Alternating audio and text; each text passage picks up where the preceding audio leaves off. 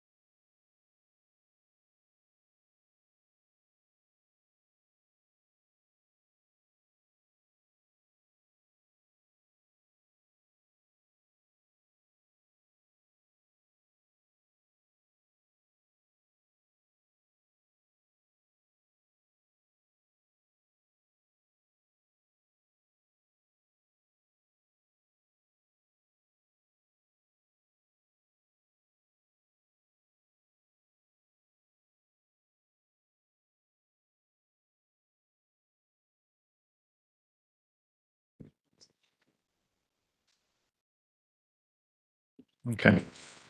I'd like to call this meeting to order. It's a regular meeting of the Village Board on Monday, August 21st at or around 7 p.m. in the Germantown Village Hall Boardroom and also can be accessed via WebEx. This meeting has been given public notice in accordance with sections 19.83 and 19.84 of the Wisconsin statutes in such form that will apprise the general public and news media of subject matter that is intended for consideration and action. Roll call shows all village board members present. Trustee Pieper is joining us via WebEx tonight. At this time, I'll ask us all to stand for the Pledge of Allegiance. I pledge allegiance to the flag of the United States of America and to the republic for which it stands, one nation, under God, indivisible, with liberty and justice for all. Thank you. Next item is President's Report. Since we got a late start here, we'll just skip over that for now. We'll go to announcements of forthcoming events of public interest, committee and department reports, starting with committee chairs with Trustee Kaminsky. Public Works will meet in this room on September 6th, Wednesday at 5:30 p.m. Yes. Okay, thank you. Trustee Rick Miller. General Government and Finance is going to meet on Monday, September 18th, and we're going to start it at 5:30 like we did tonight, and that didn't work so well, but we'll try. Okay. Trustee Hudson. Public Safety will meet at 6:30 p.m. on Wednesday, September 6th in this room. Okay, thank you. Village Administrator. There is a meeting of the Economic Development Commission tomorrow at 5 o'clock in this room. And on Wednesday, there is a meeting of the Special Committee on the Village Board Handbook in this room at 5 o'clock. All right, thank you. Does anyone else have anything else of announcements of forthcoming events of public interest, committee or department reports they'd like to bring forward? If not, we'll then go to citizen input on anything that you can have citizen input and come forward on anything except for what's on for public hearing tonight. There are 2 public hearings on tonight's agenda, but if there's anyone in our audience or joining us via WebEx that'd like to participate in citizen input, you're welcome to come to the podium in the center of the room if you're here in person, or let the WebEx moderator know that you'd like to participate if you're joining us via WebEx. Anyone wishing to come forward at this time for citizen input or public appearance? Yes, ma'am. State your name and your address for the record, please. It's Lynn Shower and W156 Bonnie Court in Germantown. I was here before about the nuisance law, and I was told it was an opinion. I checked with 3 attorneys. It is not an opinion. It is a state law, and I should be protected under this. And it says, if any, a claim for nuisance generally arises from a condition or activity that unduly interferes with a private landowner's use of his or her land. There's a lot more. I won't read it all, but that's the core of a nuisance law. They did clean their leaves up last time, and we've had major storms since then and no water because that problem was corrected. Somebody did call. But the tree one here, I have 3 pine trees that are huge. If I had the physical ability, I try to cut them myself, but I need help here. They are growing right through my trees. They're affecting my property. They're destroying the trees. And I'd like to be protected and have that branches, it's actually going to sprout another tree. You can see it growing out of there, and I have the pictures of it. And I would like some help here. I have been to the village 4 times personally. It's very difficult for me to walk. I have a lot of health issues with my legs. And I get no response. I called a couple of my representatives, nothing. You call the city here, voicemail. I don't know what people are doing, but when I come here, I can't even find anybody. And I've talked to 3 people already in the last maybe 2 months for help here, and I get no response. I can't cut that tree down, and I'm legally protected to have it taken, that have somebody, I'll make the neighbor do it, okay? Because we have time now, I don't have a lot of time, but there's another thing I want to cover, beggars. My daughter and I have friends that own businesses, and we have beggars in Germantown that are standing on corners of businesses or private land. And I went to the police department, and he said that unless Germantown passes a law, there's nothing we can do unless the owner of the property calls them. One of the manager's son followed 2 of these people to West Bend in a beautiful home in a very high-line neighborhood. They bring their kids, they sit and make a ton of money. And they're doing it because they probably think this is a lucrative area. And then when I saw them by a McDonald's, very busy, it can cause a traffic jam. Somebody can get hurt. They go up to cars. And the police said, give us a law and we'll have them removed. So I'm asking if you would at least, it's a simple thing to do, but it should be done because these are not legitimate beggars in need. They're bringing their little children in 81-degree heat. That's ridiculous. And so those 2 things. And then I'd like help with this. And also I suggest that the board take a very conservative measure with the future of our finances from the taxpayers, because you're in charge of what you do with the money we pay. And in talking, I come from a family of attorneys and finance people. They own big businesses, and we're heading for some real rough times. And I think before we commit to a lot of things long-term, we better take a very conservative approach with the money, because I think we'll be in for a big surprise if somebody is. And I thank you for wanting to check on things, because you need to do that, but don't go too far in the future, because things are going to change drastically in our finances. So please help me with my trees with this neighbor. Thank you for coming forward. Is there anyone else that wishes to come forward at this time for citizen input or public appearance?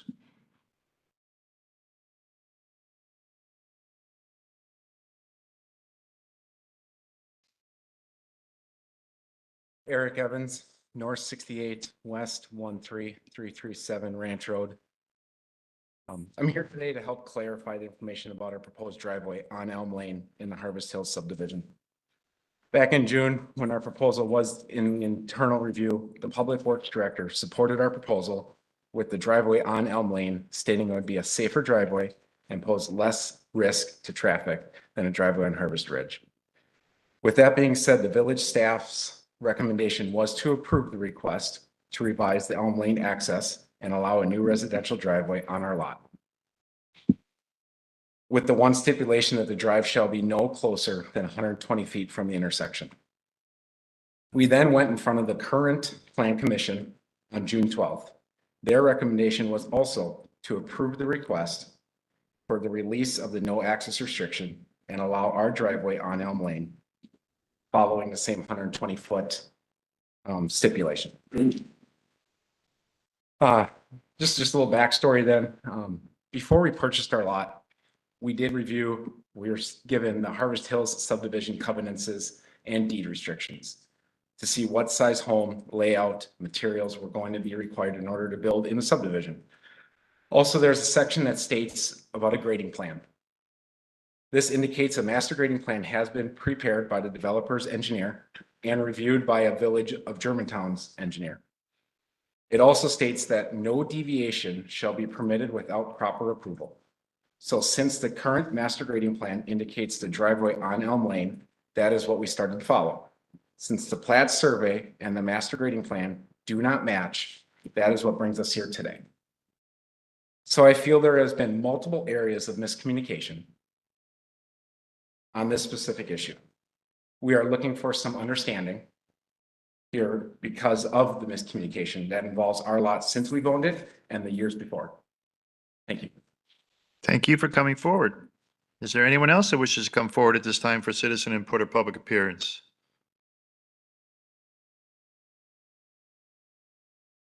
My name is Becky Rasmussen. I live at W129N11633 Hazel Heights in Germantown. I am here to support the Eric Evans' request to allow his driveway on Elm Lane. My backyard is adjacent to his lot, and there's essentially two reasons why I'd ask the board to approve the Elm Lane driveway. Number one is safety issues. If his driveway is not on Elm Lane and it's on Harvest Ridge, what happens is people drive down Elm, they make a blind right-hand turn, and as soon as they make a turn, that then is where Eric's driveway would be. So he's backing down or driving down his driveway, people are coming around the corner, a lot of times very fast, and again, it's a blind corner. So I think it's a safety issue. In inclement weather, I think it's unsafe for Eric and his family to have a driveway with a steep grade, which is also what's going to have to happen if his driveway is not on Elm. The second reason is admittedly primarily selfish. If his driveway is not on Elm, he has to orient his house in such a way that his backyard will back right up to my backyard, essentially destroying privacy for both his family and my family. I have dogs, he has very young children. It would be nice if his house were oriented the other way, so I have privacy and he has privacy as well. Thank you. Thank you for coming forward. Is there anyone else that wishes to come forward for citizen input and public appearance at this time? Good evening. Good evening. My name is Janet Radke, and I live at W129N11633 Hazel Heights with my daughter.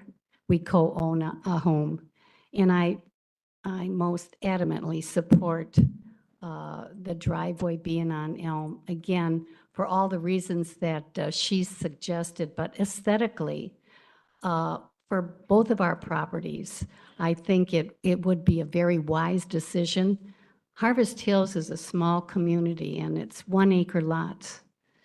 And the reason they have the footprints that they have is so that people can enjoy their backyards, not so much sitting out in the front yard, but their backyards, which this would present, I think, a very unaesthetic view for both of us, actually. we'd be facing each other, and with their children and our dogs, it might present a little bit of a problem. I don't see it, but aesthetically, I think if the driveway was on Elm, it would be most advantageous, and I strongly suggest that you grant him his proposal. Thank you. Thank you for coming forward. Is there anyone else that wishes to come forward at this time for citizen input or public appearance? Hi, Ashley Evans. I'm a current resident of Menominee Falls. My family and I are very anxious to become official members of Germantown, of the community. Our kids go to school in Germantown. They go to church in Germantown.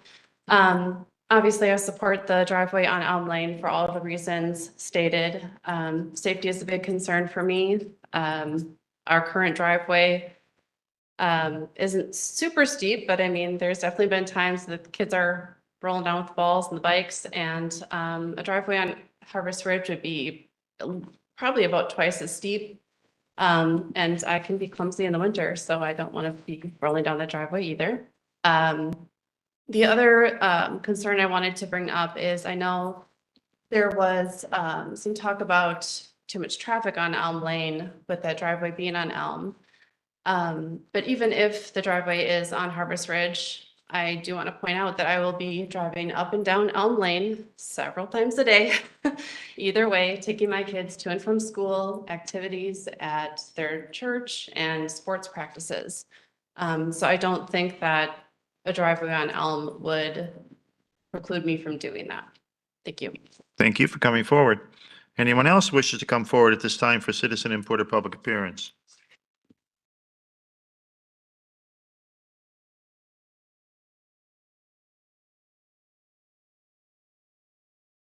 Evening, and thank you for the opportunity to speak this evening.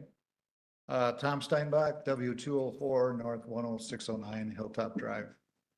I'm here to talk about two items. First one is relative to the Das Barrel Room Bar and Restaurant.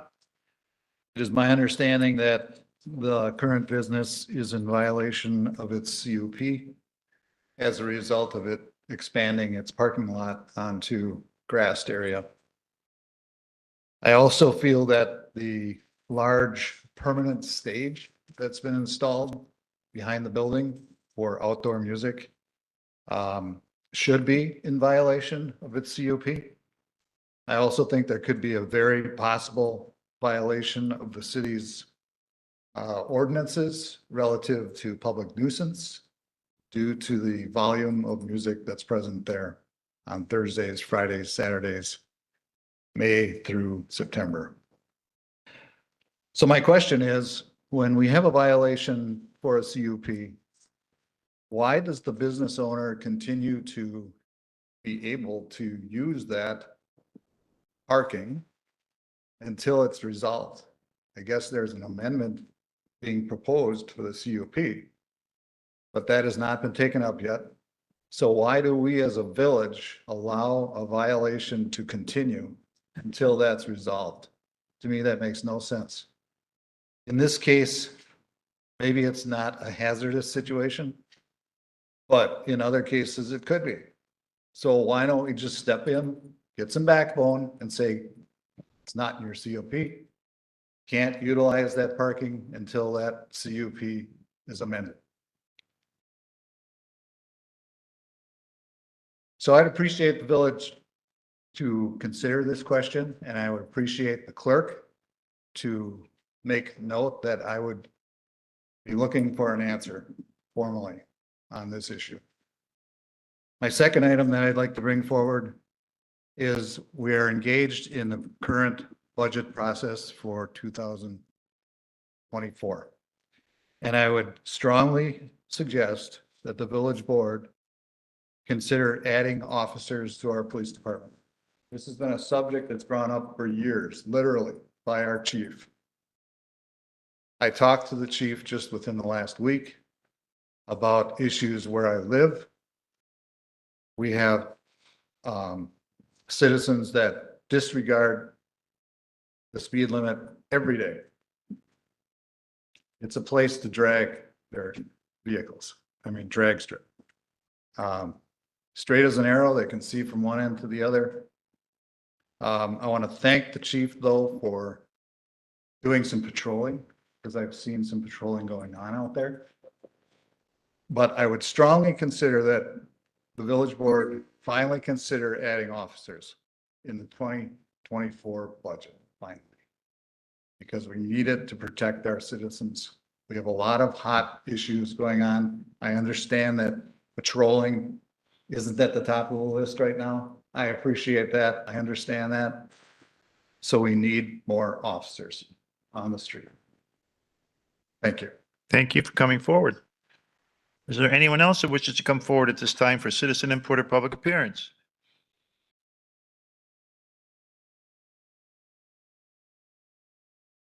Good, how are you? My name is Jason Jaguar. I live at W202 and 10462 on Appleton Avenue, Germantown. I am here again with hopes of getting some relief from the noise level from Das Barrel Room. It's been several years that we as neighbors have had to endure the excessive noise level from the live outdoor bands that he's allowed to have as often as he wants and the band to play as loud as they want. All spring and summer, we know 3 or more days a week, we have to keep our doors and windows closed due to the excessive noise level that permeates my home. This is over the TV and AC that we leave on and at expense to myself in an attempt to drown out the noise. It's been acknowledged by the board and village attorney that the noise part of the noise ordinance cannot be enforced. Due to this and the lack of amendment to the ordinance leaves the door wide open for what we are currently have going on for several years. We were assured last year that we would receive an amended language for this flawed ordinance, and that never happened. So as a result, we are constantly subjected to an excessive level of noise and frequency that does not allow us the right to a peaceful dwelling. Mark has also repeatedly violated the Germantown ordinances with no construction permits, as well as extending the parking area as he sees fit without any regard for the statutes in place.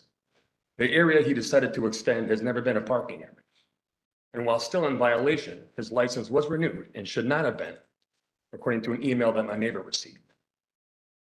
Yet he is still allowed to use that unapproved area for parking, making more money than the fine issued.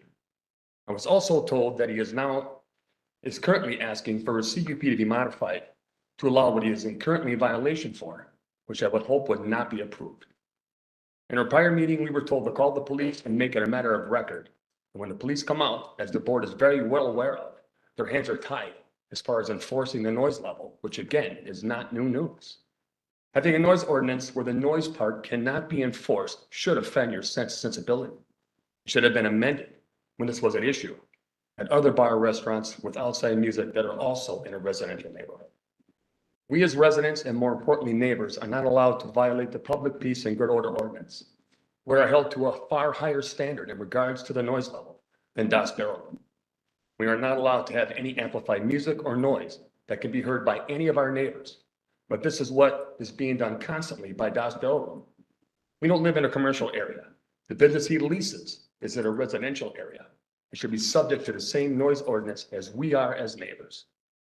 I can only surmise that the strictness of the residential noise ordinance is in place to ensure the right of our neighbors to a peaceful dwelling.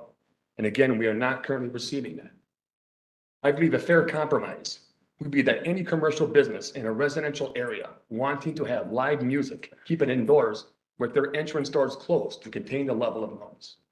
If this is not an option and they want to have outside live music, then they should be required to apply for a special use permit and have a limit to how many times a month a live band can play outside, as well as a period of time in between each live band. To allow an unlimited amount of outside music is unfair to us as neighbors. There should also be language as to when the live music can start in the morning. It currently reads that it can begin at 6 a.m. and run to 10 p.m., which again is not protecting my right to a peaceful dwelling and part of what my tax dollars are paying for. This is unfair to us as neighbors. If there's construction going on, then that part should be exempt due to having a completion date. So again, all I've ever asked for is that the band not play so loud that I can hear it in my home. But Mark will not be a good neighbor and allow my right to a peaceful dwelling. He only cares about the almighty dollar and has no regard for how hard we all work to expect that basic right. I'm now asking the board to provide an ordinance that supports my right to a peaceful dwelling that's fair to all of us, not just some of us. I know I ran over. Thank you for your time. Thank you for coming forward. Is there anyone else that wishes to come forward at this time for citizen input or public appearance?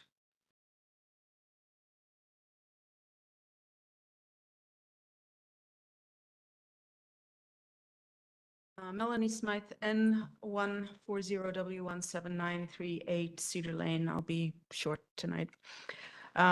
Thanks for setting up the IGA tracking in Fund 40 so that we can actually see how funds are being expended to do with the extension of sewer and water coming from the village that will then eventually be reimbursed back from Richfield. It's a good thing.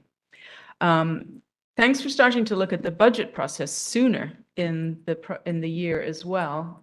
It felt really rushed last year.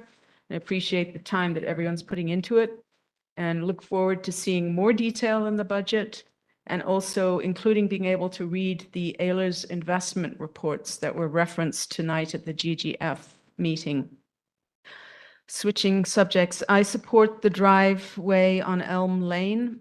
Elm Lane, by its actual name, is a small road, not intended to be a large road. And as the board, or as it has been previously reserved, it can be unreserved since there are other options for through roads that may make more sense.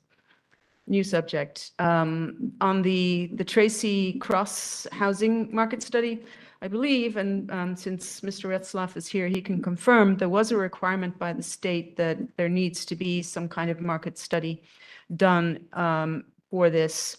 What I would suggest is that since there are 3 committees interested in this, or at least 2 committees, the Economic Development and Plan Commission, that you send it to the Economic Development for review and their input before you approve it so that they have an opportunity to reword it. It seems like there's a number of different things going on, and the RFP that we reviewed at the Plan Commission did have a market study component in it, which may be removed, and I'm sure Mr. Retzlaff will talk more about that later. Anyway, I'm just suggesting there should be some cross-pollination on different committees having an opportunity to look at that. Then the last thing I'll say is it is odd to me that the village is buying a real estate or the real estate building. And then we just saw that BioResearch just received a CUP for that building in the Plan Commission. So are we buying it to resell it, or what's going on? And what is the $450,000 for? Hopefully we're getting reimbursed because we can't afford that based on all the budget discussions that we've heard. Thanks. Thank you for coming forward. Is there anyone else that wishes to come forward at this time for citizen input or public appearance?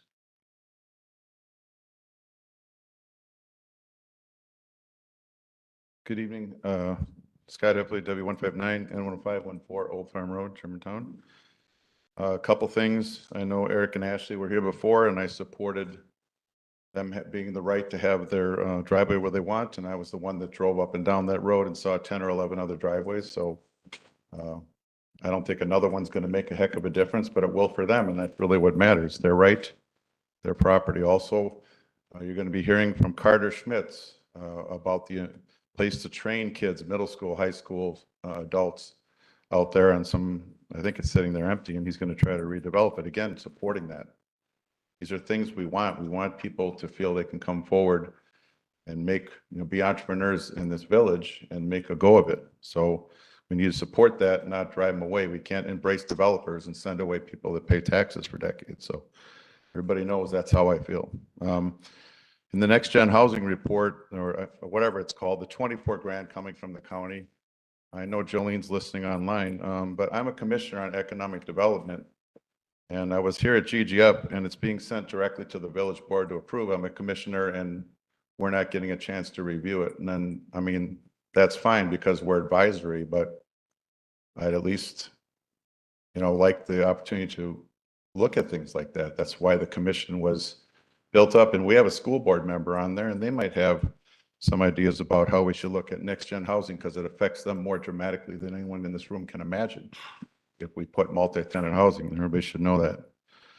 I too was a little confused about why the village would be the buyer of a property by Mr. Grosnick, which is it was a realty building. It's sitting there. It's gone 4/10 of an acre and we're going to buy it. And I don't know why we wouldn't do that. Why we let the owner that wants to do the circuit boards that we said was fine, let him buy it directly from the trust. I believe that's allowed. So why are we being an intermediary? I don't know what it is. You're talking about it in closed session, so I won't ever know. But it doesn't make sense to me. The final thing I say was something I brought up earlier. We've done a lot of amending of TIDs this year. I mean, last year, it's been amazing how much we're amending. And I would be careful to keep putting money in TIDs and borrowing that way, because I will use the word again that nobody likes up there, a taxpayer-funded credit card. That is what a TID is, and it goes on for 20 years.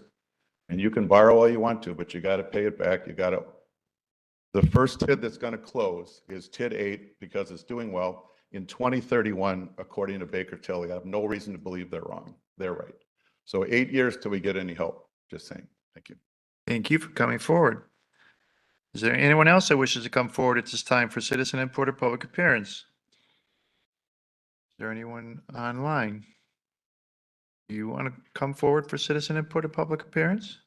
I'd like to read a letter I received. Yeah, absolutely.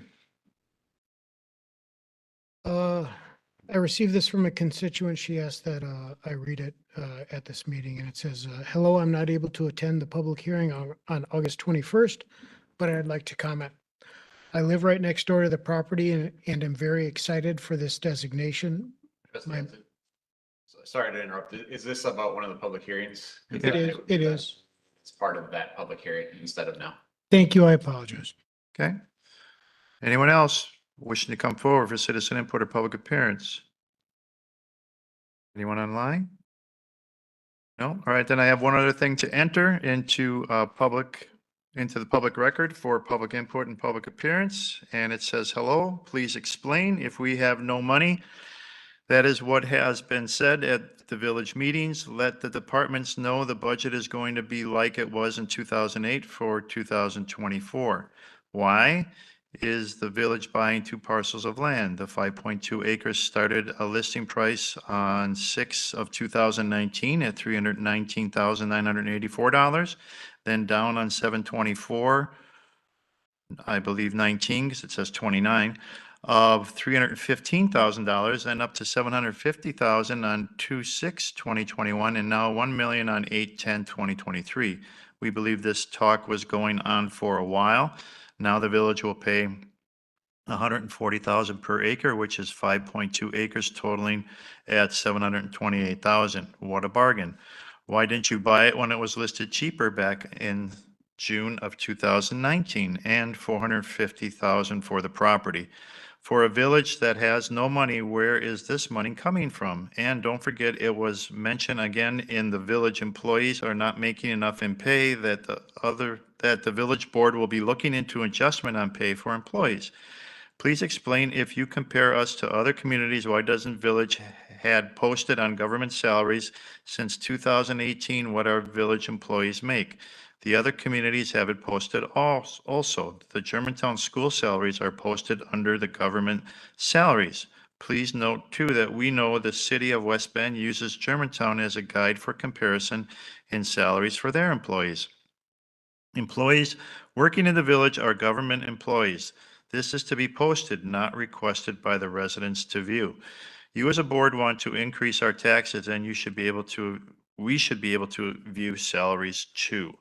And this communication came in on Sunday, August 20th, and it's signed the Schneiders, which are located at West 157 North 9924 Bayberry Circle in Germantown, Wisconsin.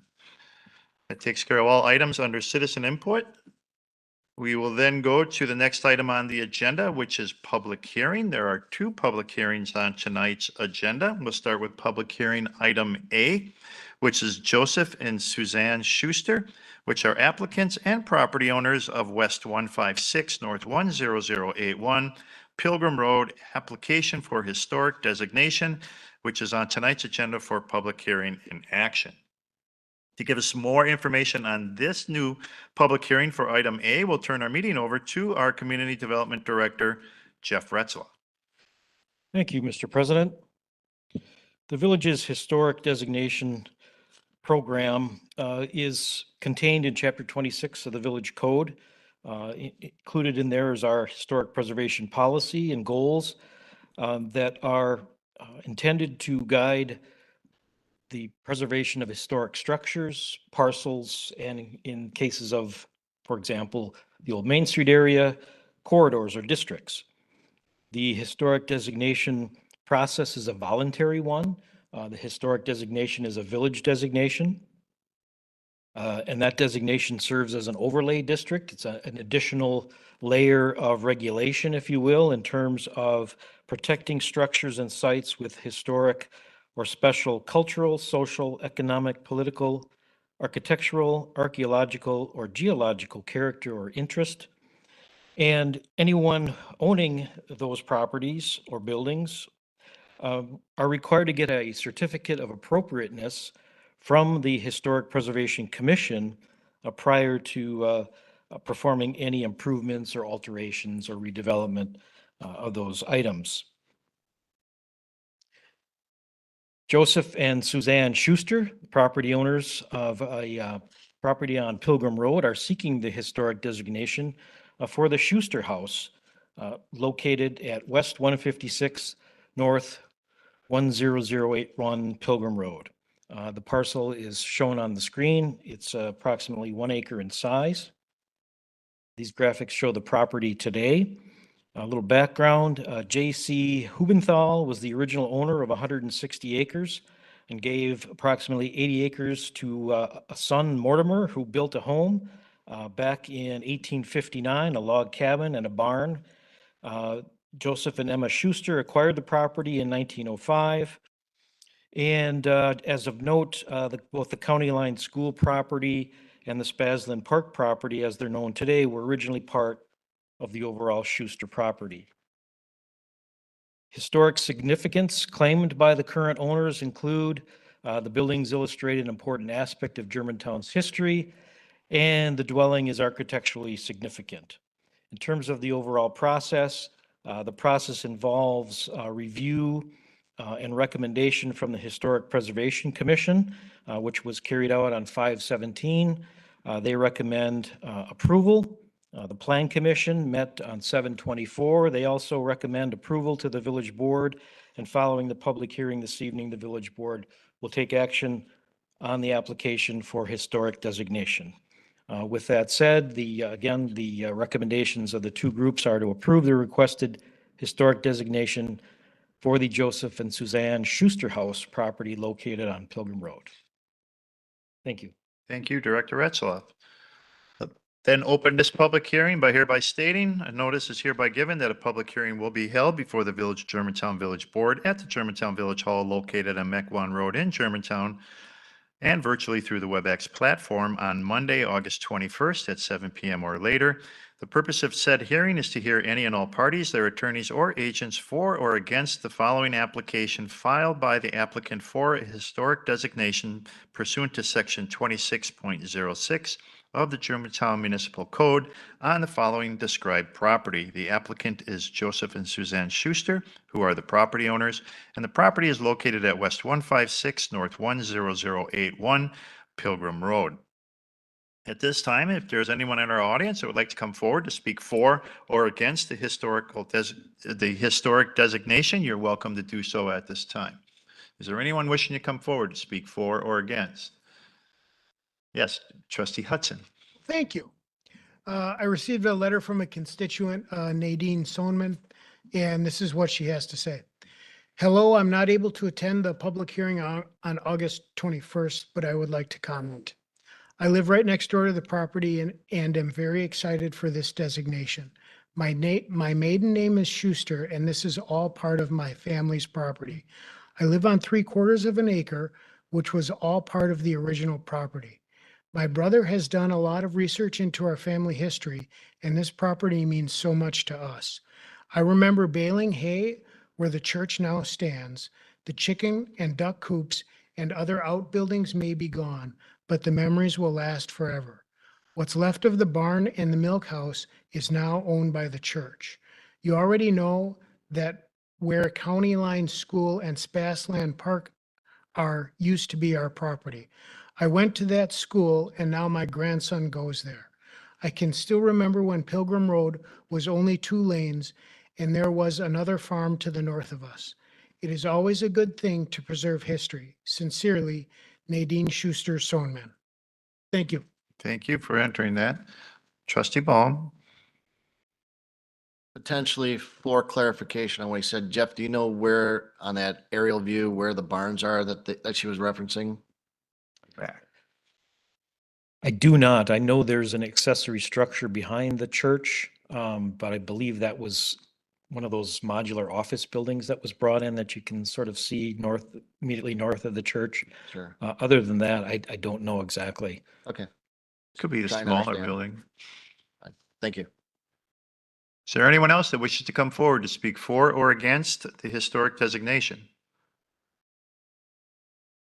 The only thing I would add is I do appreciate the time taken to bring this forward for this designation, and I also appreciate the history that is actually gathered and brought forward by the residents that are making the application. It's always interesting to me to read where these buildings were, who originally had built them, and the different families that they transferred to. So thank you very much for that. If there is no one else that would like to come forward to speak for or against this historic designation, this public hearing is now closed. Board? Make a motion to approve the historic designation for the Schuster House on West 156 North 10081 Pilgrim Road as presented. Second. Motion made and seconded. Any discussion on the motion to approve? Trustee Rick Miller. I'll just make a small comment. I am the chair of the Historic Preservation Committee. And it is an honor to go through these properties with the homeowners and really do the research on this. And our committee actually goes up to the county and gets all the deeds as far back as we can. And most of the time we can get it to the original land. I forget what it's called, but it's, when it is designated from the government. And this property has been it's been there a long time, and you can see that we have some pretty significant pieces of now municipal property that were part of this farm. So I think this is a great structure to add to our historic properties. Thank you. Further discussion? No further discussion? All those in favor, please say aye. Aye. Opposed? None opposed? Motion carries. Next public hearing on tonight's agenda is public hearing item B, M. Hensley Foster, applicant and property owner of North 144 West 14315 Pioneer Road, which is also an application for historic designation on tonight's agenda for public hearing and action. Once again, to give us more information background on this public hearing, we'll turn our meeting over to Director Retzloff. Thank you, Mr. President. M. Hensley Foster, property owner, seeking approval of the village's historic designation for the Sunnyview Dairy Farm property located at N144 West 14315 Pioneer Road. Property is approximately 100 acres in size and located in the northeast portion of the village. As you can see on this screen, the property is currently used for agricultural purposes. The property, some photographs taken from the application, property back then and now with respect to the dwelling. The 100-acre homestead and dairy farm, the Mader family, thought to be the original owners, purchased the land in 1845. A 2-story stone house was built around that time, and a barn built in the 1880s, estimated to be. The historic significance, as included in the applicant's description, that the buildings illustrate important aspect of Germantown's history, and the buildings are architecturally significant. As I mentioned earlier, the process involves the Historic Preservation Commission, which met on this application on July 17th and recommended approval. The Plan Commission met on July 24th and also recommends approval to the village board. With that. Okay, thank you, Director. With that, I'll open a public hearing by hereby stating a notice is hereby given that a public hearing will be held before the Village of Germantown Village Board at the Germantown Village Hall located on Mequon Road in Germantown and virtually through the WebEx platform on Monday, August 21st at 7 p.m. or later. The purpose of said hearing is to hear any and all parties, their attorneys or agents for or against the following application filed by the applicant for historic designation pursuant to Section 26.06 of the Germantown Municipal Code on the following described property. The applicant is Hensley Foster, who is the property owner. And the property address is North 144, West 14315, Pioneer Road. If there's anyone that wishes to come forward at this time to speak for or against the historic designation, I would ask you come to the podium and state your name and your address for the record. Is there anyone wishing to come forward to speak for or against the historic designation? Yes, sir.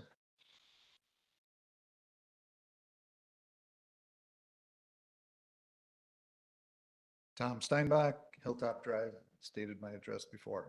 I'm here to support the designation, but I would also appreciate someone to explain to me if there's any implications that go with these designations. Is it simply a historic designation?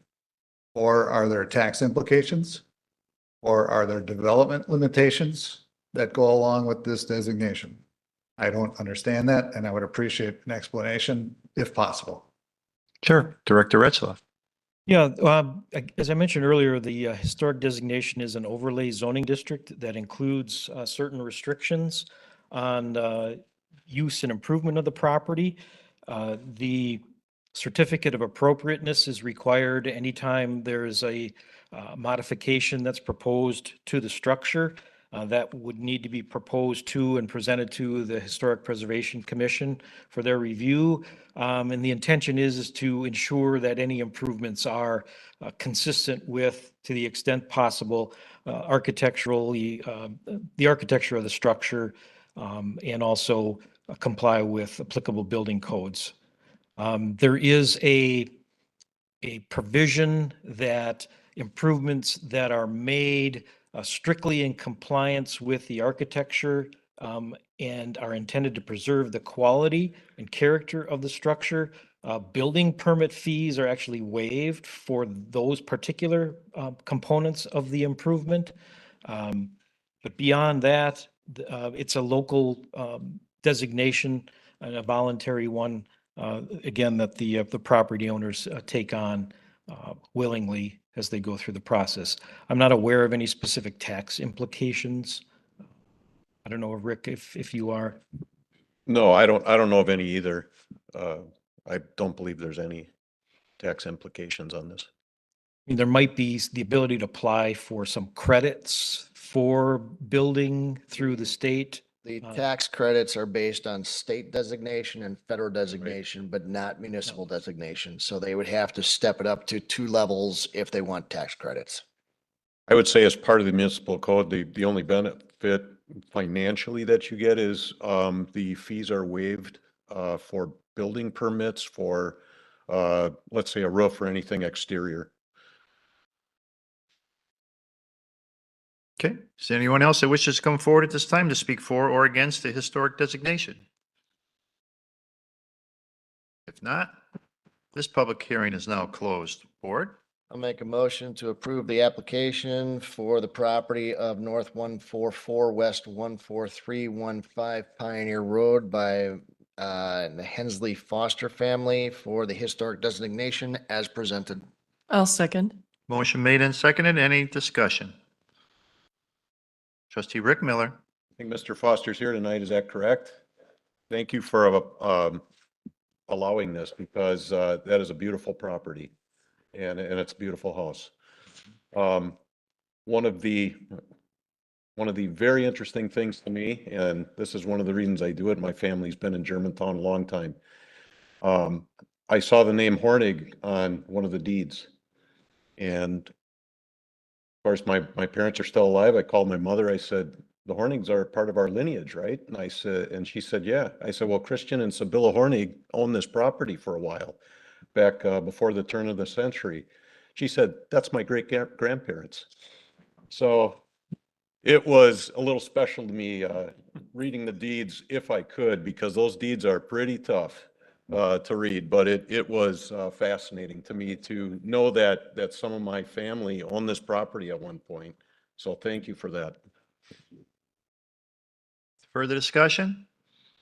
The only thing I would add to trustee Rick Miller's comments is, again, appreciation for bringing your property forward for this designation and for the photos. They're fantastic to see and with the group of people that are in front and how the building hasn't changed hardly at all. So thank you for keeping it like that and for keeping it up. It is truly a treasure. You go back to when the property was first assigned back in 1845. That's when the government was releasing land in this area, and the German immigrants are coming in and buying it up 3 years before we were even a state. And by this time, most of the land that was available had already been purchased. The land that was made available from the U.S. government was purchased quite quickly by a lot of German immigrants. So it's really the start of this community that you're saving and allowing others to see in the future. So thank you for that very much. Any other discussion? No further discussion? All those in favor, please say aye. Aye. Aye. Opposed? None opposed? Motion carries. Thank you so much for coming tonight. That then takes us to the next item, which is consent agenda. Motion to approve consent agenda A through C. Second. Motion made and seconded to approve consent agenda items A through C. Is there any discussion for that motion to approve? Trustee Jan Miller. I'd like to pull item B. B as in boy. Okay. Further discussion? No further discussion? Then we'd like to do a roll call vote for consent agenda items A and C. Oh, that's not going to reach. Trustee Baum. Aye. Trustee Kaminsky. Trustee Hudson. Aye. Trustee Myers. Aye. Trustee Nyreither. Aye. Trustee Miller. Rick Miller, pardon. Aye. Trustee Jan Miller. Aye. Trustee Beeper. Okay. I Have mercy. Mad as I. President Walter. Aye. Approved A and C. All right, then takes us to consent agenda item B, F Street Development Agreement. Trustee Jan Miller. Yes, I'd like some clarification on this. We have attached the development agreement, and it is part of TID 9. The form is largely standard, and the village uses this for a lot of changes requested by F Street's legal team and as may be necessary to reflect differences. These changes have been reviewed by the attorney. And then it says, the various exhibits are being finalized and will be part of the packet when the agreement prior to execution. So I guess this question goes to our attorney, Brian. We're missing information. We're not really missing information per se. The exhibit that we don't have ready is what we call the financial exhibit. Basically, what that exhibit is the calculation as to how we determine the security that would be required letter of credit or bond, whichever the case may be. In this particular case, generally what happens is that the Public Works Director will sit down, will review the plans and identify the estimated cost of those and then calculate out the required letter of credit. In this case, former Director Ratajczak just wasn't able to get that done before his departure. We are working closely with both our interim Director Bruce and also the civil engineers from the property owner, the developer, to make sure that we account for all of the items that are necessary to go into that calculation. And it's just not ready yet. It's too well, obviously the civil engineer from their side is familiar with the project. They're not familiar necessarily with our process on the item, and Bruce obviously isn't very familiar with the project or even the process, and so it's just taking a little bit longer than we anticipated. So, but that is a pretty pro forma document. It's just based on the actual numbers that are out there and will be when it's completed. So. So is it normal to wait, to pass this without the letter of credit? Typically, the letter of credit is required at the point that they would look to start development. That's already happened. They're, obviously doing some work out there. In this particular case, the letter of credit will be part of when they get to the actual public improvements. They've been doing site work and some of the preliminary stuff.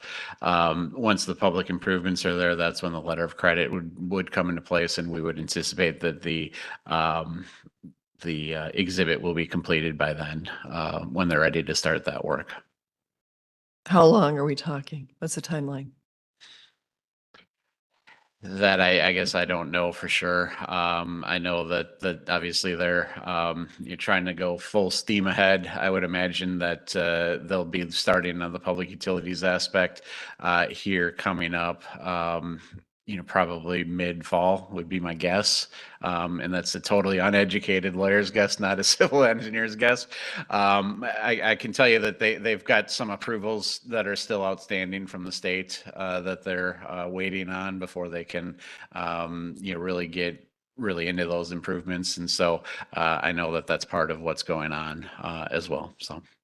So there's really no need to approve this tonight because they're waiting on other information? Certainly, there isn't a need to. If the board would feel more comfortable waiting until they see the actual exhibit, that's fine.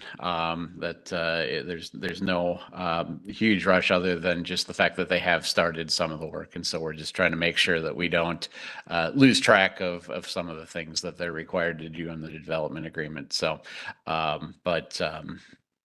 obviously, as I say, the public improvement component is really the piece that we care the most about, which it's my understanding hasn't started yet.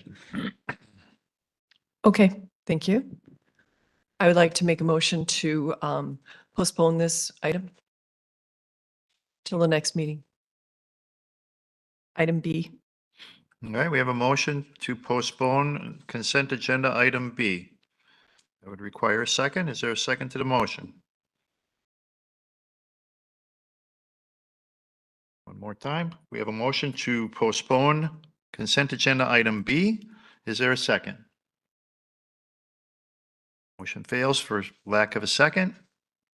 Make a motion to approve item B, F Street Development Agreement as presented. Second. Motion made and seconded. Any discussion on the motion to approve? No discussion. All those in favor, please say aye. Aye. Aye. Opposed? Aye. One opposed. Motion carries. Two opposed. Motion still carries. Trustee Pieper, how do you vote? Approve it. Thank you. For the record.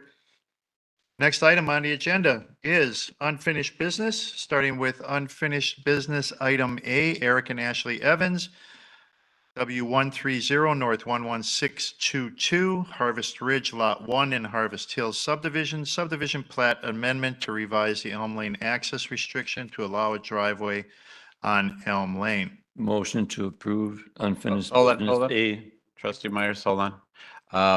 Just a reminder to everybody that this has already been through the process. We did a motion to reconsider that was passed. Under the rules that would apply to that process, that motion to reconsider basically takes us and eliminates the vote that was taken on whatever motion was pending. And so at this point, we already have a motion that is pending.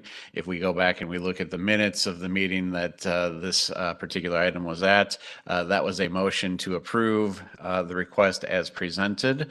That motion, just so everybody remembers, failed. It was a tie vote, and so it failed. The motion to reconsider was passed, and so we go back to that motion, which is pending. With that in mind, the body can do with that anything that they would otherwise do with a pending motion. Amend it, change it, withdraw it, whatever the case may be. Thank you for the explanation, Brian. I made the motion originally. Okay, and would anybody like a refresh on what it is in regarding? Since it's been 4 weeks? Not for me. I read it. No? What's the motion that was made? What's the motion on the table? Motion is to approve the subdivision plat amendment to revise the Elm Lane access restriction and to allow a driveway on Elm Lane. That's the motion. Is there further discussion on that motion to approve? Can I interject? 1 second after trustee Baum, I'll go Sure. to trustee Peeper. Trustee Baum. So I have to go back to the full body of the residents on Forest Drive who signed a petition before the Plan Commission that set up the terms that we developed this around, that our agreement was not to put any more driveways on Elm Lane. There are a variety of reasons for doing this, and they were all agreed to with this group of residents, and therefore they are my constituents. I have to support what they came forward via petition for me to support. So I will not be in favor of this. Okay. Trustee Peeper.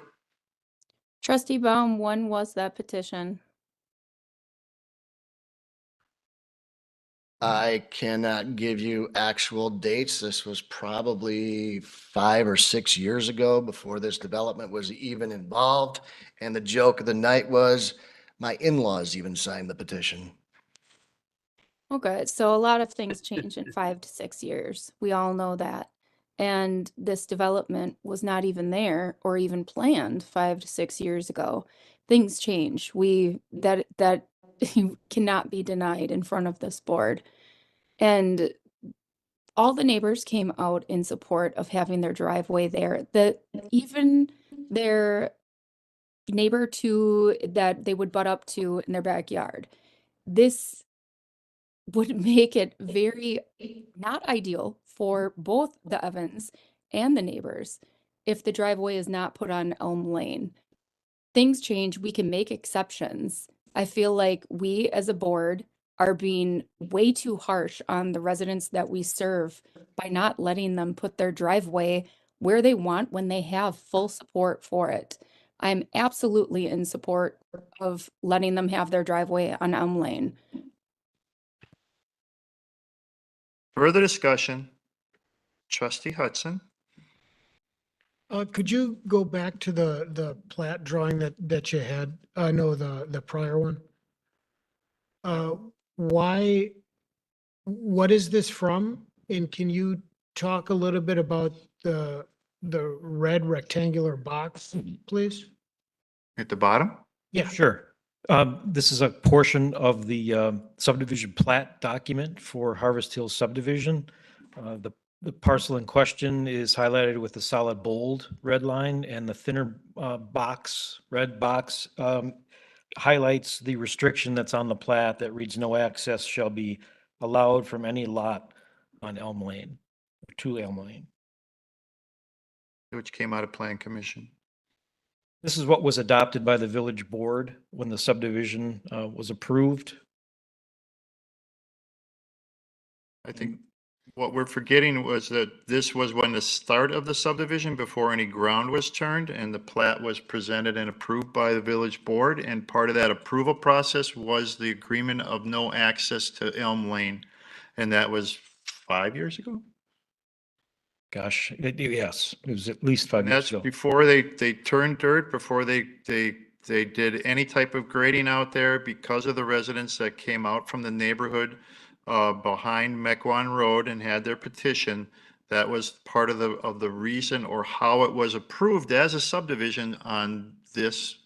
One of these was one of the items that was part of the of that approval. It was put as an additional item of consideration for the approval of that subdivision. And that's why it's on the plat as it shows there. So to say that it was before this subdivision, well, that's a true statement, but it was also part of the approval process of the subdivision. And what I have an issue with is we told the residents that came out and had the petition that this is what we would accept or offer as part of that agreement for them, and what they came out against. And if I vote against that, I vote against all those residents that were in this room that night asking for this consideration. So I won't do it because I voted for this subdivision based on that consideration. Trustee Kaminsky. Obviously, I'm going to vote for this once again. I think we're really just beating a dead horse at this point. I mean, over and over and over again, it's a driveway. Now, I do not remember why all those residents were against another driveway, but I would suggest it's because they didn't want traffic, because driveways equal traffic. You're going to still have the same traffic on Elm Lane. They're just going to drive around the corner to go down Elm Lane. And so to me, it really doesn't make any sense to disapprove this based on traffic or traffic counts. And again, I also agree with Trustee Pieper. Things evolve. It's not like we're asking somebody to put an interstate in here, put an extra turn lane on Elm Lane. We're not disrupting anything. And I honestly, maybe I'm the only one on this board that's getting really tired of this topic, but let's just let these people have a driveway so they can start building their home. Trustee Rick Miller. Yeah, I guess I'll start with that. I did receive a call from Troy and Lori Wetterall, who live on the south side of Elm Lane, and they were opposed to this, moving the driveway. So I did want to state that. With that said, I remember that discussion about Elm Lane, and I honestly don't recall about the driveways. I do recall that they did not want access to go through to Forest Heights. Right. And that was most of the discussion and why the petition was signed, that they did not want continuous access because they didn't want the traffic through Forest Heights. I really don't recall any about the driveways, but I get it. It was in that. I went over there and I looked at the topography. I drove around that place. This is mostly a wooded lot or a lot of scrub brush right now on it. So some of that will be cleared for the house, but I believe some of it will stay and probably put a barrier up somewhat to the west. Because there is a house across the street that would be looking at your side lot. But I see with the trees there that would be somewhat blocked to that. And that was one of the arguments I heard, is that why does somebody want to look at a side of a house? Well, I can give you several examples of houses that are located like that. There's one in Renwood that's just really wonky back by the swamp. But anyway, that's beside the point. I don't see any issue with doing this on Elm Lane and adding one driveway to it. It looks like the topography, the way I saw it too, it slopes pretty far down on the side, and Elm Lane would make more sense to me when I looked at it. Further discussion? Trustee Pieper. Yeah, since I think that since the petition, nobody even knows what was actually on the petition that these neighbors signed. I don't think we should be using that as an argument that they shouldn't have their driveway there. Nobody can even remember what the petition was even about, for one. And for two, I know I've talked to several neighbors who live on Elm Lane who most likely signed that petition because they remember signing a petition, but they don't remember what it was for. They are in support of having their driveway on Elm Lane. So the petition, by using that as an argument, I mean, that's pointless. Further discussion? That's offensive. Whatever. Oh, man. I'm sorry, Trustee Baum. I do not mean to be offensive to you. We're not offensive. Many times, residents come forward and remind this board of past promises made to residents, and then we turn against them or we change our minds. And I've probably, in the time I've been on this board, chastised multiple times for that, for not listening to the residents and following the wishes of what they want. Obviously, the petition, part of the reason that it says on the plat at the bottom, no access shall be allowed from any lot to Elm Lane, was part of the petition. Otherwise, it wouldn't have made it to the final plat. So you had residents come out, not from Elm Lane, from Forest Drive subdivision. I would believe anybody on Elm Lane would be fine with the driveway because they have a driveway on Elm Lane. And to me, that is non-debatable. What did come out was the residents from the neighborhood to the north and to the west. They were against it. It was their petition, and part of that petition was no more access to Elm Lane, which was agreed to by this body. So I'm going to stand by it because I voted for it then and I'll vote against it now. That's the main and only reason, because of the residents that came out, and part of the result was what you see on the bottom of this plat. Further discussion? Good. No further discussion? We'll do a roll call vote, please.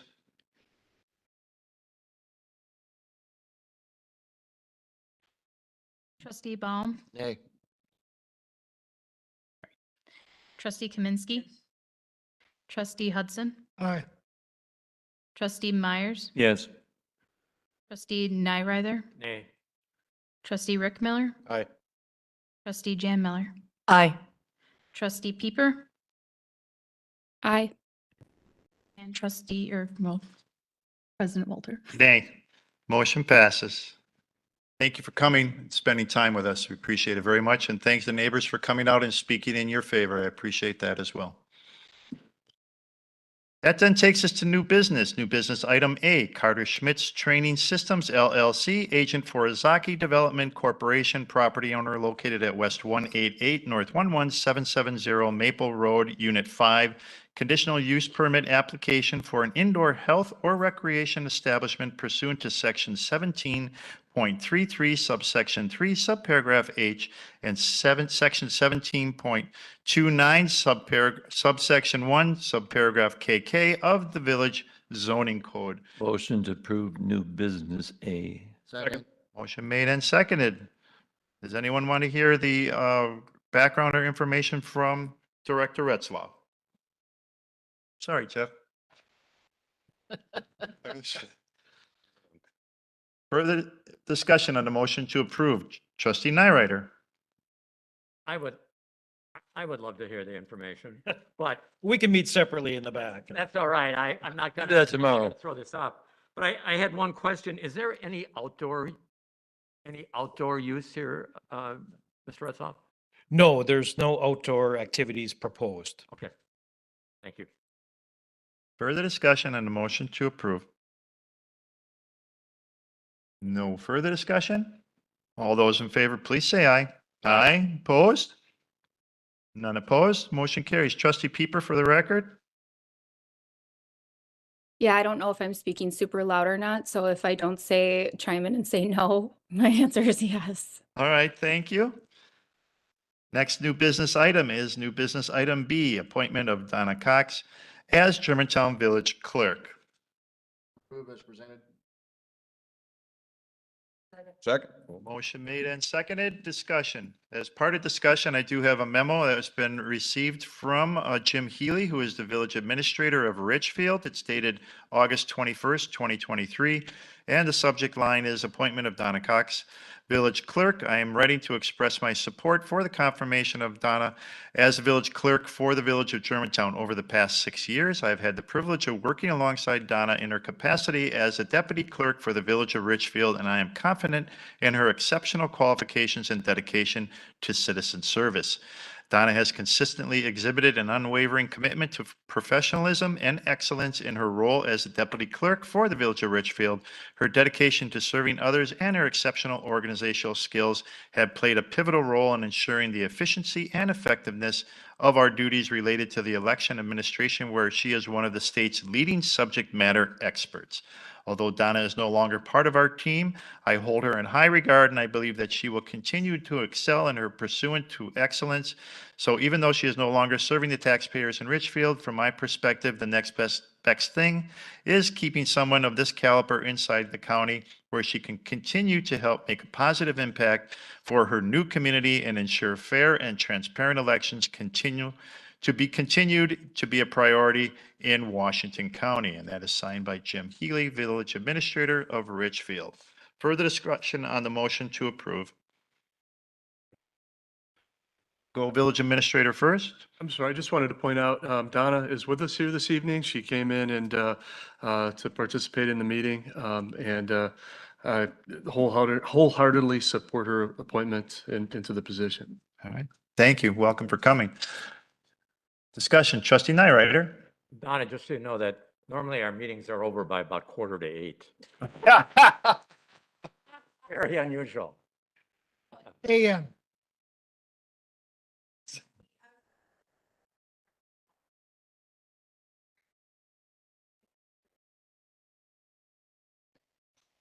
Trustee Myers. I just have one question in regard to the municipal court certification. You are taking that class? Thank you for the information. Further discussion on the motion to approve? No further discussion? All those in favor, please say aye. Aye. Aye. Opposed? None opposed. Motion carries. Welcome to Germantown. Congratulations and welcome to the team. We'll expect your notes at the end of this meeting. Just kidding. You're welcome. Next item under new business is new business item C, a resolution to declare the official intent regarding bond and reimbursement under section 1.150-2 of the Internal Revenue Code. More information on background on this is village attorneys.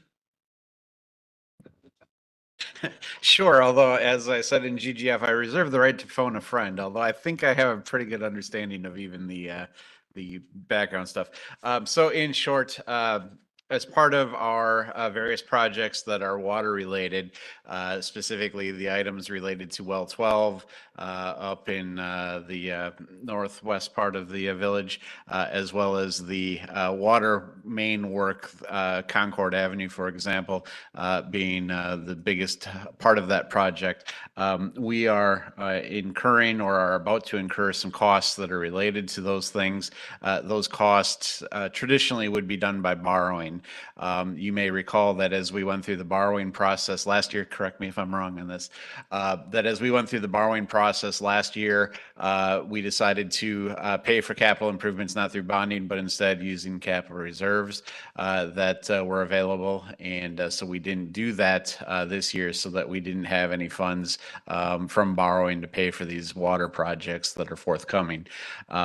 This resolution is an IRS requirement that basically says that if we intend to utilize bond funds to pay for specific project costs, that we need to have this resolution that declares our intent to do that. Doing so basically allows the folks that would then invest in the bonds to buy the bonds to maintain their favorable tax treatment that they get from the bond as part of that. So this resolution is really just that formal step that's involved in doing it. The reason that it's coming forward to you this evening is just the recognition that we, in some cases, have incurred some of the costs or are about to incur a number of the costs. And we have certain time limits within which this resolution would need to be done with respect to when those costs are incurred. So in order to meet those requirements, this resolution is before you.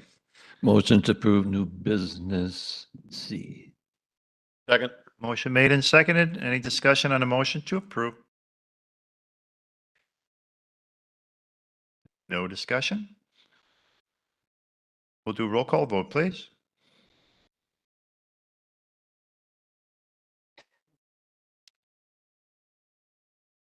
Trustee Baum, Aye. trustee Kaminsky, trustee Hudson, Aye. trustee Myers, Aye.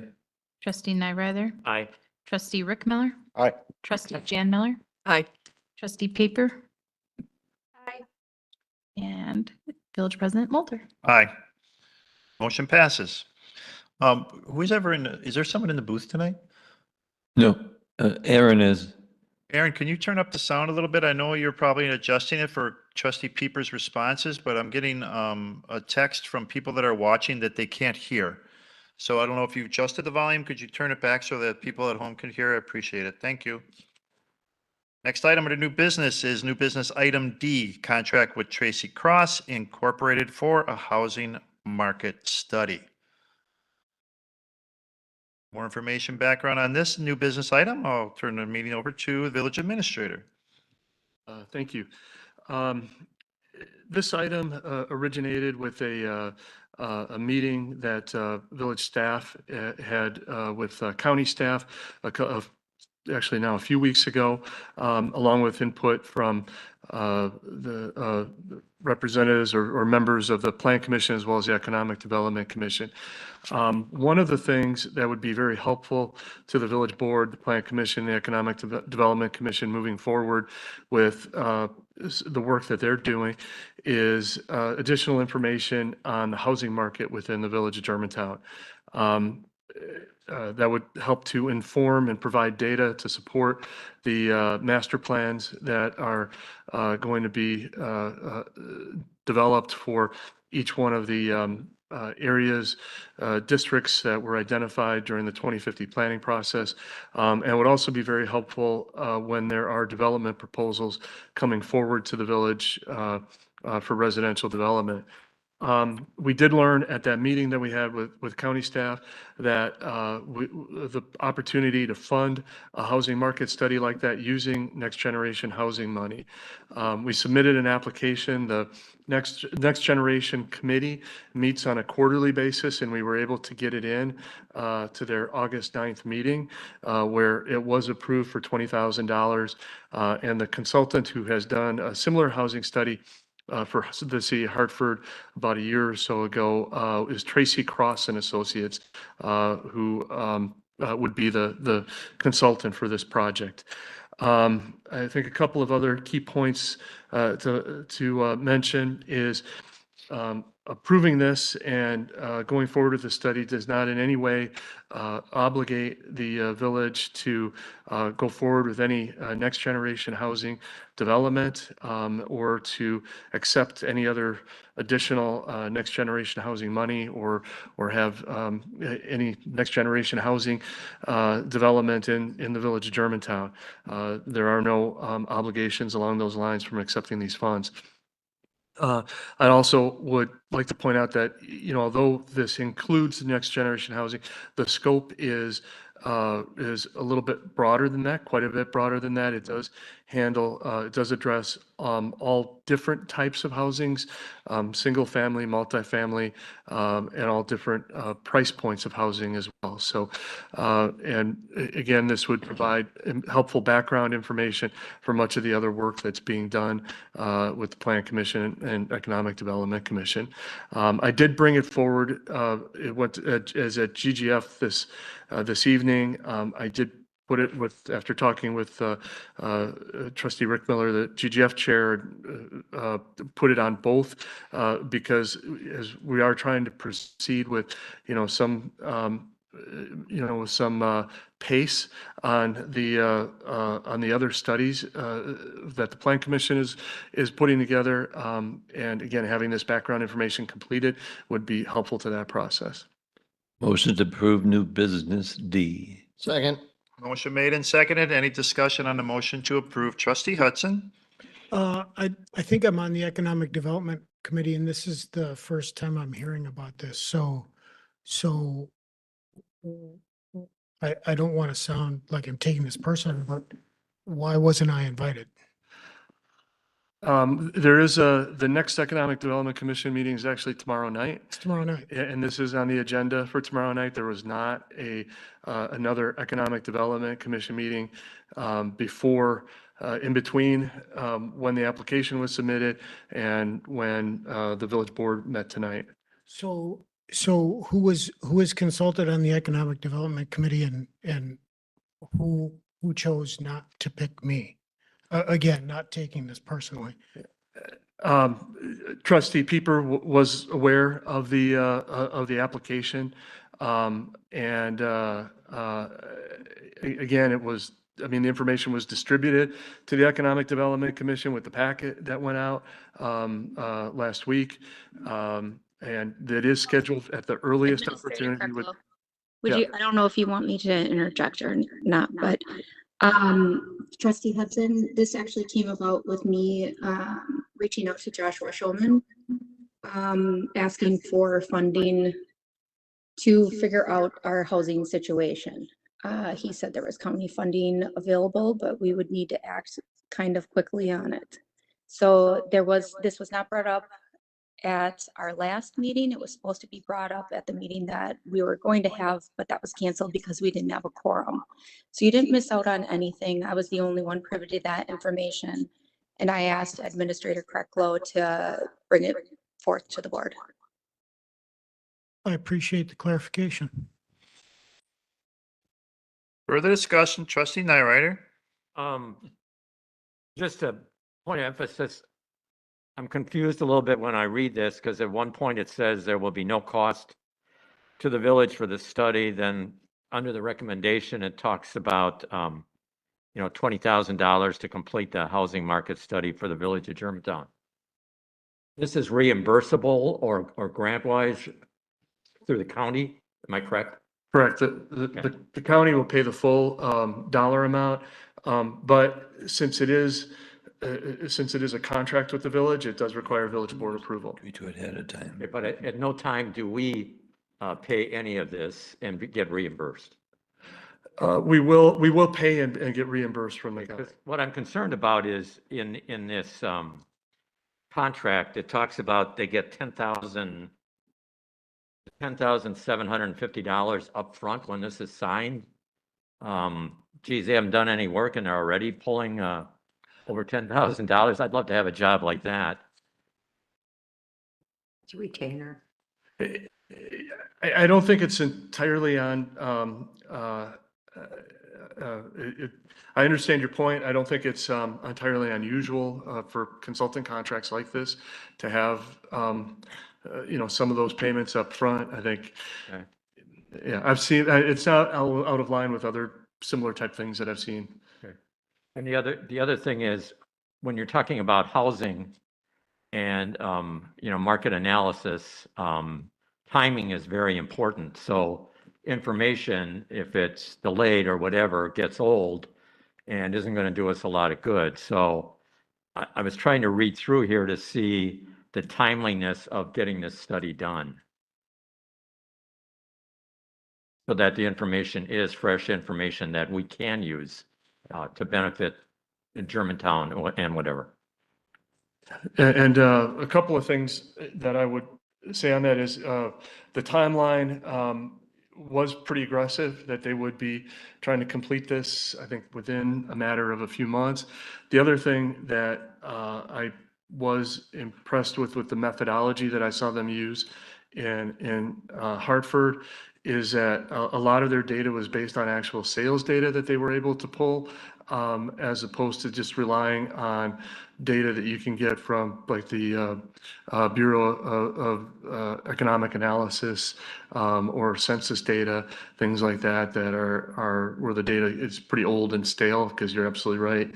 Especially with the changes in the housing market here recently, it's important to get up-to-date data. So they must use MLS numbers and they must use county sales numbers as well then. Yep. Okay, Yep. thank you. Further discussion, trustee Myers? I was going to say the county board last week, Wednesday, approved money going to the study. So as soon as we approve it, give them the 10,000, they'll be starting on it right away. Thank you. Further discussion, trustee Jan Miller? It says on phase 2, to your point, Bill, within 8 to 10 weeks of contract execution, they prepare the report. So it takes them 2.5 months, I guess.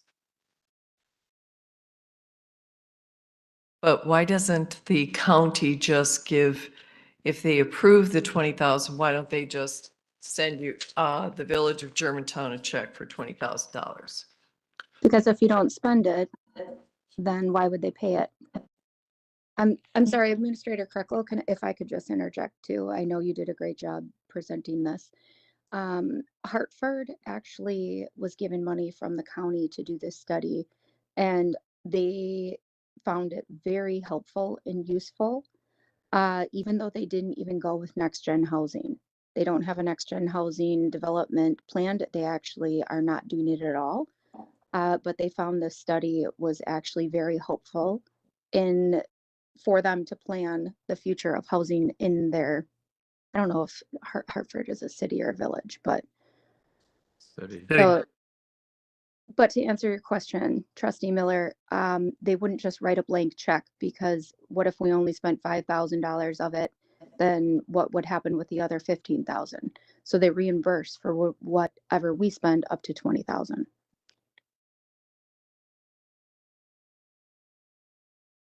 Trustee Chan Miller, you still have the floor. Does the Economic Development Committee have a budget? What do you mean? There's nothing budgeted this year in 2023 for the Economic Development Commission. There's no line items that are set aside for them. Okay. Further discussion? No further discussion? Roll call vote, please. Trustee Baum, Aye. trustee Kaminsky, Aye. trustee Hudson, Yeah. trustee Myers, Aye. trustee Nyrather, Aye. trustee Rick Miller, Aye. trustee Jan Miller, Nay. trustee Pieper, Aye. and President Walter. Aye. Motion passes. Next item under new business is item E, cancellation of September 4th Village Board meeting because that day is Labor Day. Make a motion to approve the cancellation of the September 4th Village Board meeting as presented. Second. Motion made and seconded. Any discussion on that motion? Trustee Hudson. So these meetings are getting increasingly long, and I think that when we're faced with this scenario, and we're faced with it at least a couple times every year, we should talk about moving the meeting instead of just out and out canceling it. And that's what I'd kind of like to see on this. I know that hasn't been done in the past, but for brevity, I think maybe we would consider that at some point. Okay. Further discussion? Trustee Chan Miller. President Walter, didn't you talk about rescheduling it for that week? I thought there was something about, should we have it on the 28th or the 6th of September? Did I read that wrong? Just full. There is, we ended up doing a special village board meeting between the Public Works and Public Safety Committee meetings that night because we had some licenses that needed to be approved and the now failed the publication requirement. They missed it. And so in order to get those licenses approved as timely as we could, we scheduled a special meeting that night, figuring everybody was going to be there in terms of that. So there is a special meeting that night. Solely night? on the 6th. Okay. It's, I think, scheduled officially at 6:15, but it'll be basically between the two meetings, whenever that is. Because we'd have the majority I of, had agenda down, 5:30. It, Wow. yeah, I mean, it's literally going to be just the licenses is the only thing that's intended to be on that agenda, so. Public Works meeting. Right. That's getting crazy now. further discussion? This one is more specific to the 4th, but we do have a special meeting on the 6th. Any further discussion? All those in favor, please say aye. Aye. Aye. Opposed? One. One opposed. Motion carries. Next items are for closed session. There's Mr. items President, A, B, C, and D. Mr. President, point of order, can we go, I'd like to make a motion that we change the order. Are you gonna ask? We're actually going, I'm going to suggest that item A, we're going to just put off. Looking at the agenda, as Administrator Kreckla just pointed out, there is a typo. It is Greystone Partners, and the company that we're actually negotiating with is Gray Wolf. A minor technicality perhaps, but if I look at Greystone Partners, one of the things that it's an actual company. One of the companies is a alcohol distribution company. Very different potential topics that we're talking about. And so with that in mind, my recommendation would be to not take any action on A, just based on that typo. And we'll put that on for a future meeting date. Do we need a motion to postpone that or cancel that? You could do that, yeah. Because it's on the agenda, yes. I'll make a motion to cancel item A. Second. Motion made and seconded. Any discussion? No discussion? All those in favor, please say aye. Aye. Opposed? None opposed. Motion carries. Further recommendations, trustee Baum, or are you fine after item A? Okay. Then we'll start with, we have closed session items B, C, and D, starting with closed session item B, which is the acquisition of Grossnick property located at North 116, West 15843, Main Street, and West 157, North 11593, Fond du Lac Avenue. The village board may enter into closed session per Wisconsin statutes 19.85, subsection 1, subparagraph E. The village board may go into closed session for the purpose of deliberating or negotiating when competitive or bargaining reasons require a closed session, and then may reconvene into open session to take such action as it deems appropriate. And who would like to be, or are we including in that closed session item B? For items B and C, the community development director, the village attorney, and myself, and item D, just me. Okay, so then you're releasing the deputy clerk. The deputy clerk, yes. Lucky. Then we got closed session item C, Project Guardian proposal. The village board may enter into closed session per Wisconsin statutes 19.85, subsection 1, subparagraph E, for the purpose of deliberating or negotiating when competitive or bargaining reasons require a closed session, and then may reconvene into open session to take such action as it deems appropriate. And the people that will be included in that have been mentioned already. And then the last closed session item is Administrator 2023 Performance Goals Update. The village board may enter into closed session per Wisconsin statutes 19.85, subsection 1, subparagraph C, for considering employment, promotion, compensation, or performance evaluation data of any public employee over which the governmental body has jurisdiction or exercises responsibility, and then may reconvene into open session to take such action as it deems appropriate. Motion to go in closed session B, C, and D. Motion made and seconded. Is there any discussion on that motion to go into closed session? No discussion. We'll do roll call vote, please. Trustee Myers? Aye. Trustee Nyrather? Aye. Trustee Baum? Aye. Trustee Jan Miller? Aye. Trustee Phil Hudson? Aye. Trustee Pieper? Aye. Trustee Rick Miller? Trustee Kaminsky? And President Walter? Aye. Before we go into closed session, the next village board meeting will be a special meeting on September 6th. And then the next full regular village board meeting will be on Monday, September 18th at 7 p.m. here at the Village Hall Boardroom. Thank you all for coming tonight. Thank you all for watching, and have a good night. We'll go into closed session in several minutes when everything